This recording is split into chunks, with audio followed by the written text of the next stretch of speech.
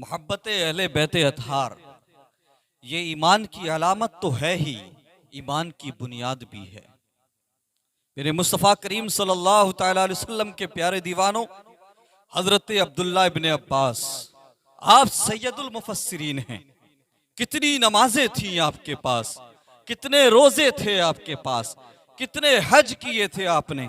میں دعویٰ کرتا ہوں کہ اگر عبداللہ ابن عباس کے ایک سجدے کو ایک طرف رکھ دیا جائے اور دوسری طرف ساری امت کی نمازیں رکھ دی جائیں تو سید المفسرین کے ایک سجدے کا مقابلہ ساری امت کی نمازیں نہیں کر سکتی، چونکہ آپ صحابی رسول ہیں، آپ سید المفسرین ہیں۔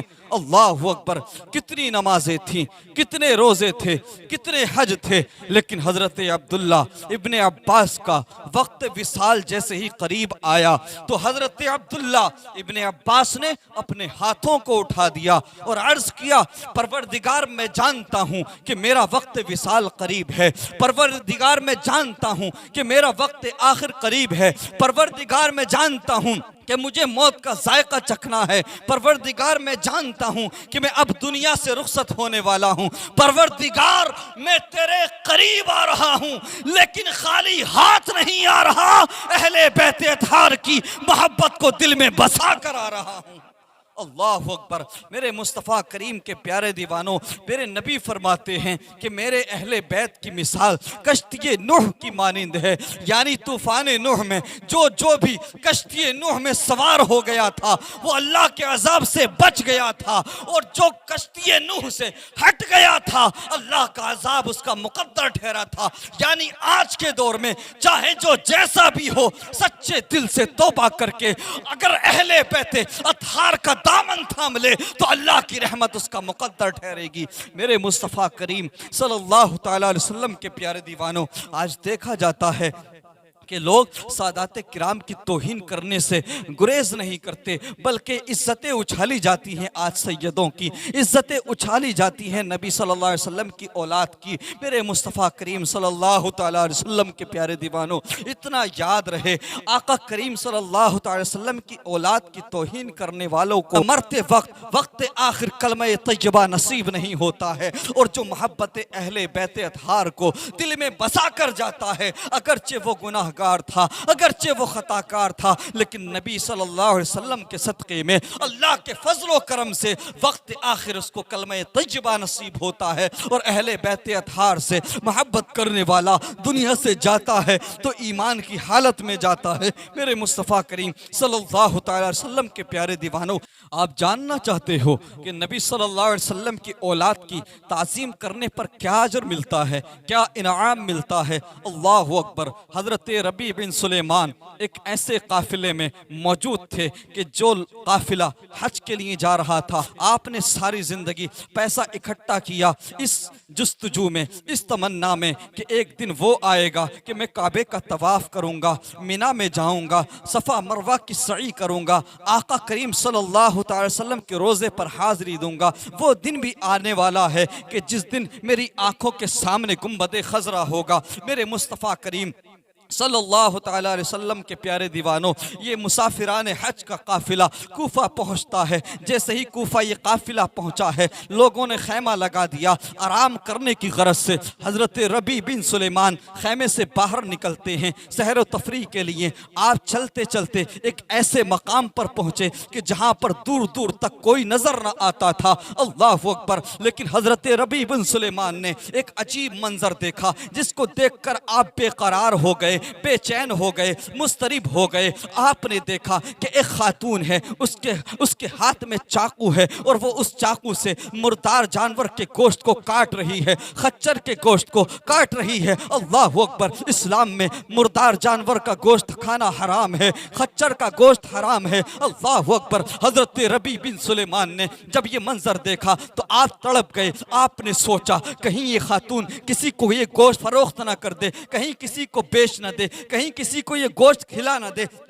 اللہ اکبر۔ اسی جستجو میں حضرت ربیع بن سلیمان اس کا تعاقب کرتے ہیں، تعاقب کرتے کرتے ایسی جگہ پر پہنچتے ہیں اللہ اکبر کہ وہ دیکھتے ہیں کہ وہ خاتون ایک گھر پر دستک دیتی ہے۔ جیسے ہی گھر پر دستک دی ہے اندر سے کچھ لڑکیوں کی آواز آتی ہے اللہ اکبر۔ حضرت ربیع بن سلیمان نے دیکھا کہ وہ خاتون اندر داخل ہوتی ہے، اندر 4 شہزادیاں، 4 لڑکیاں موجود ہیں۔ ان لڑکیوں کو وہ گوشت دیتی ہے خاتون اور کہتی ہے اللہ ہمیں معاف فرمائے، اللہ ہماری خطاؤں کو معاف کرنے والا ہے، اللہ اکبر تم یہ گوشت پکا لو۔ اللہ اکبر۔ میرے مصطفیٰ کریم کے پیارے دیوانوں، حضرت ربیع بن سلیمان نے جب اتنا سنا تو آپ نے بیچ میں جا کر ٹوک دیا اور کہا اے خاتون کیا تم نہیں جانتی اسلام میں ایسا گوشت کھانا جائز نہیں ہے، مردار کا گوشت حرام ہے، اللہ اکبر خچر کا گوشت حرام ہے، آپ یہ کیوں کر رہی ہو، آپ اپنی بچوں کو یہ گوشت کیوں کھلا رہی ہو؟ اللہ اکبر۔ جب اس خاتون نے اتنا سنا تو اس کی آنکھیں بھیگ جاتی ہیں، وہ کہتی ہے اے آنے والے سن، میں جانتی ہوں کہ اسلام میں مردار کا گوشت کھانا حرام ہے، یہ میں جانتی ہوں، لیکن کیا تم یہ جانتے ہو میں کون ہوں؟ اللہ اکبر۔ حضرت ربیع بن سلیمان عرض کرتے ہیں بتائیے آپ کون ہیں؟ تو وہ خاتون کہتی ہیں سنو میں آقا کریم صلی اللہ تعالی وسلم کی اولاد ہوں، اللہ اکبر میرا تعلق اہل بیت اطہار سے ہے، میں نبی صلی اللہ علیہ وسلم کی اولاد میں سے ہوں، اللہ اکبر اللہ اکبر۔ وہ خاتون کہتی ہے کہ میرے شوہر کا، میرے خاوند کا انتقال ہو چکا ہے، وہ نیک تھا، پرہیزگار تھا، اس کے انتقال کو ایک عرصہ ہو گیا، طویل مدت ہو گئی، اب گھر میں کھانے کے لیے کچھ نہیں ہے، 4 دن سے میری بیٹیوں نے کچھ بھی نہیں کھایا ہے، ایک لقمہ بھی نہیں کھایا ہے، میں نے ان کی جان بچانے کے لیے یہ مردار کا گوشت لا کر دیا ہے، میں جانتی ہوں اسلام میں یہ جائز نہیں ہے، لیکن جان بچانے کے لیے جائز کی صورت نکل آتی ہے، اللہ اکبر۔ حضرت ربیع بن سلیمان نے جب اتنا سنا تو آپ کی آنکھیں بھیگ جاتی ہیں، چشمان مقدس سے آنسو جاری ہو جاتے ہیں، آپ بے قرار ہو جاتے ہیں، آپ زارو قطار رونے لگتے ہیں، آپ دوڑ لگاتے ہیں اور بھاگے بھاگے مارکیٹ جاتے ہیں، بازار میں جاتے ہیں، اللہ اکبر۔ آج لوگوں کا دل دکھا کر حج کو جانے والوں، آج لوگوں کی زمینیں ہڑپ کر کے حج کرنے والوں، آج لوگوں کے مال کو غصب کر کے حج کو جانے والوں، ذرا غور تو کرو، اللہ اکبر۔ حضرت ربیع بن سلیمان مارکیٹ پہنچے ہیں، بازار پہنچے ہیں، آپ کے پاس 600 درہم تھے، اللہ اکبر۔ آپ نے 200 درہم سے تمام ضرورت کی چیزیں خریدی، آٹا خریدا، گیہوں خریدا، کھانے پینے کی اشیاء خریدی، اللہ اکبر، کھانے پینے کا سامان خریدا، چادریں خریدی، اور وہ سارا کچھ لے کر کے آپ آ گئے، اللہ اکبر۔ اس سید زادی کے گھر پہنچتے ہیں اور پہنچنے کے بعد میں وہ آٹے کا، کھانے کا تھیلا، چیزوں کا تھیلا، تمام اشیاء کا تھیلا آپ اس خاتون کو پکڑا دیتے ہیں، اللہ اکبر، اور آٹے کے اندر 400 درہم بھی ڈال دیتے ہیں، یعنی آپ کے پاس کل 600 درہم تھے، اللہ اکبر۔ جس پیسے سے آپ حج جا رہے تھے وہ پیسہ آپ نے سارا کا سارا سید زادی پر خرچ کر دیا، نبی کی اولاد پر خرچ کر دیا، اللہ اکبر۔ جب اس سید زادی نے اس تھیلے کو کھول کر دیکھا تو اس کے اندر کھانے کی چیزیں ہیں، کھانے پینے کا سامان ہے، چادریں ہیں، اور 600 درہم میں سے جو باقی بچے ہوئے 400 درہم ہیں، اللہ اکبر۔ باری باری سے وہ 4 شہزادیاں دعا کرتی، ہاتھوں کو اٹھا کر کے اللہ اکبر۔ میرے مصطفیٰ کریم کے پیارے دیوانوں، ان شہزادیوں نے، نبی کی بیٹیوں نے باری باری سے ربیع بن سلیمان کو دعائیں دی ہیں، اللہ اکبر۔ بھیگی آنکھیں لے کر کے حضرت ربیع بن سلیمان واپس آ جاتے ہیں، آپ نے حج کا ارادہ ترک کر دیا، کیونکہ آپ کے پاس اب نہ پیسہ تھا، آپ کے پاس نہ اب ضرورت کا سامان تھا، آپ نے حج کا ارادہ ملتوی کر دیا،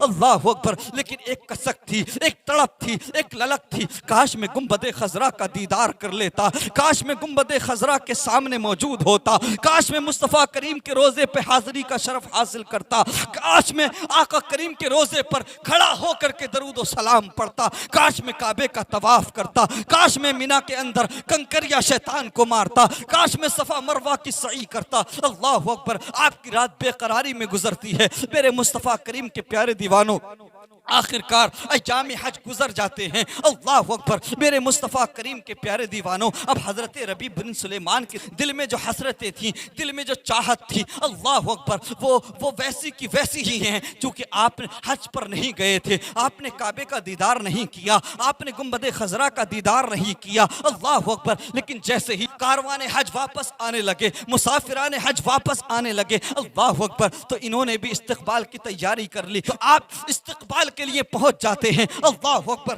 جیسے ہی وہ حجاج واپس آتے ہیں تو ربیع بن سلیمان کہتے ہیں مرحبا مرحبا، اللہ تبارک و تعالی آپ کے حج کو قبول فرمائے. اللہ اکبر. آپ کے سفر کو قبول فرمائے. تو وہ حاجی، ان میں سے ایک حاجی کہتا ہے کہنا کیا چاہتے ہو؟ کہ تمہارا حج قبول فرمائے؟ ارے یہ کہو کہ ہم سب کا حج قبول فرمائے. حضرت ربیع بن سلیمان حیران ہو جاتے ہیں، یہ معاملہ کیا ہے، یہ ماجرا کیا ہے؟ آپ دوسرے حاجی کے پاس جاتے ہیں اور کہتے ہیں اللہ تبارک و تعالی تیرے حج کو قبول فرمائے. تو وہ حاجی کہتا ہے ارے یہ کیا کہنا چاہتے ہو کہ تیرا کیا لگا رکھا ہے؟ یہ کہو اللہ تبارک و تعالی ہم سب کے حج کو قبول فرمائے. حضرت ربیع بن سلیمان حیران ہو جاتے ہیں. تو وہ حاجی کہتے ہیں کہ تم یہ کہنا چاہتے ہو کہ تم ہمارے ساتھ حج پر نہیں تھے؟ ارے سنو، ہمارے ساتھ تم مینا میں بھی تھے، ہمارے ساتھ تم طواف کعبہ میں بھی موجود تھے، ہمارے ساتھ تم صفا مروہ پہ چکر بھی لگا رہے تھے. اللہ اکبر. حضرت ربیع بن سلیمان بے قرار ہو جاتے ہیں، مضطرب ہو جاتے ہیں، حیران ہو جاتے ہیں. میرے مالک یہ ماجرا کیا ہے؟ میرے پروردگار یہ معاملہ کیا ہے؟ میں تو حج کے لیے نہیں گیا تھا، میں نے تو حج کا ارادہ ملتوی کر دیا تھا، لیکن یہ آنے والے کہہ رہے ہیں کہ میں نے مینا کے اندر بھی حاضری دی ہے، میں نے صفا مروہ کی سعی بھی کی ہے، میں نے طواف کعبہ بھی کیا ہے. اللہ اکبر. اتنے میں ربیع بن سلیمان دیکھتے ہیں کہ ایک حاجی ربیع بن سلیمان کے پاس آتا ہے اور آنے کے بعد میں ایک تھیلی دے دیتا ہے اور کہتا ہے سنو، آقا کریم صلی اللہ تعالی علیہ وسلم کے روزے پر حاضری کے بعد میں باہر نکلتے وقت بھیڑ بہت زیادہ تھی، تو تم نے یہ اپنے مال کی تھیلی میرے حوالے کی تھی، یہ تمہاری امانت ہے، تم کہاں غائب ہو گئے تھے؟ یہ اپنے پاس رکھو. اللہ اکبر. حضرت ربیع بن سلیمان کی حیرت بڑھ جاتی ہے. اللہ اکبر. آپ اسی اضطراب میں واپس اپنے گھر چلے جاتے ہیں، رات کو بستر پر لیٹتے ہیں. اللہ اکبر. رب سے دعا کرتے ہیں، التجا کرتے ہیں پروردگار یہ معاملہ کیا ہے؟ میری حیرت بڑھتی جا رہی ہے، پروردگار میں سمجھ نہیں پا رہا ہوں آخر یہ ہو کیا رہا ہے. میں تو حج کے لیے نہیں گیا تھا، میں نے تو کعبے کا طواف نہیں کیا تھا، میں تو کوفے سے آگے گیا بھی نہیں تھا. اللہ اکبر. ادھر ان کی آنکھوں کا بند ہونا ہوا، ادھر قسمت کی معراج ہو جاتی ہے، ادھر آنکھیں بند ہوئی ہیں، ادھر مدینے والے مصطفیٰ اللہ اکبر آقا کریم صلی اللہ تعالی علیہ وسلم اللہ اکبر سردار انبیاء اللہ اکبر سیاح لا مکہ مصطفیٰ کریم صلی اللہ تعالی علیہ وسلم حضرت ربیع بن سلیمان کی خواب میں تشریف لے آتے ہیں اور آنے کے بعد فرماتے ہیں اے ربیع بن سلیمان کیا اب بھی تمہیں اور گواہوں کی ضرورت ہے؟ کیا تم اب بھی نہیں مانو گے کہ تم نے حج کیا ہے؟ اللہ اکبر. حضرت ربیع بن سلیمان کی آنکھوں سے آنسو جاری ہو جاتے ہیں، عرض کرتے ہیں یا رسول اللہ، یا حبیب اللہ، یا نبی اللہ، میری اس حیرت کو ختم کر دیجئے. یا رسول اللہ مجھے سمجھا دیجئے، سب لوگ گواہی دے رہے ہیں کہ میں نے حج کیا ہے، لیکن یا رسول اللہ آپ جانتے ہیں میں کوفے سے آگے نہیں گیا تھا. تو آقا کریم فرماتے ہیں اے ربیع بن سلیمان سن، تو نے میری بیٹیوں کی عزت بچانے کے لیے، تو نے میری بیٹیوں کی بھوک کی خاطر اپنے ساری رقم کو خرچ کر دیا تھا. جو رقم تو نے حج پر خرچ کرنی تھی وہ ساری میری اولاد پر خرچ کی تھی. اللہ اکبر. جب تو نے میری بیٹیوں کے لیے یہ کام کیا تھا تو میں نے ہاتھوں کو اٹھا دیا تھا. پروردگار میرے ربیع بن سلیمان کو اس کا بہترین اجر عطا فرما. اے ربیع بن سلیمان اسی وقت پروردگار نے تیری شکل پر ایک فرشتہ پیدا کر دیا تھا اور وہ فرشتہ قیامت تک ہر سال تیری شکل میں حج کرتا رہے گا. اللہ اکبر. میرے مصطفیٰ کریم کے پیارے دیوانوں اس کے بعد آقا کریم فرماتے ہیں آقا کریم فرماتے ہیں کہ جو ہمارے ساتھ کاروبار کرتا ہے،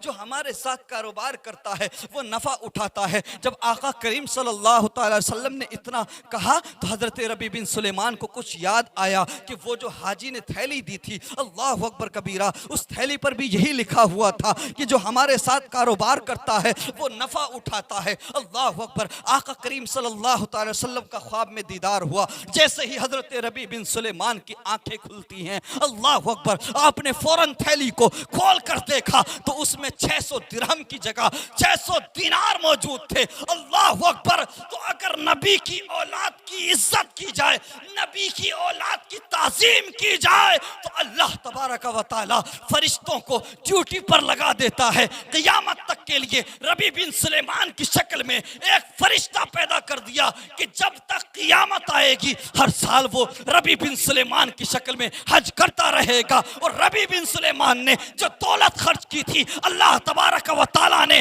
اس سے کہیں زیادہ وہ اس کو واپس بھی کر دی۔ میرے مصطفیٰ کریم کے پیارے دیوانوں، اس سے ہم نے کیا سیکھا کہ نبی کی اولاد کی تعظیم ہمیں کرنا چاہیے۔ آقا کریم صلی اللہ علیہ وسلم کی نسل میں جو لوگ موجود ہیں، جو سید ہیں، جو سادات ہیں، ہمیں کبھی ان کی توہین نہیں کرنا چاہیے۔ اگرچہ سادات، اگرچہ سید گناہ کبیرہ کا ارتکاب بھی کرتے، اگرچہ سید غلطی پر بھی ہو، تب بھی ہمیں اس کی توہین نہیں کرنا چاہیے، تب بھی ہمیں انسلٹ نہیں کرنا چاہیے۔ میرے مصطفیٰ کریم کے پیارے دیوانوں، جب تک حد کفر کو سید نہ پہنچ جائے تب تک ہم پر ضروری ہے کہ ہم نبی کے گھر والوں کی، نبی کی اولاد کی، نبی کی آل کی تعظیم کریں، ان کی توقیر کریں۔ اللہ تبارک و تعالی ہمیں سادات اکرام کی توقیر کرنے کی توفیق عطا فرمائے، ہمیں ان کی عزت کرنے کی توفیق عطا فرمائے۔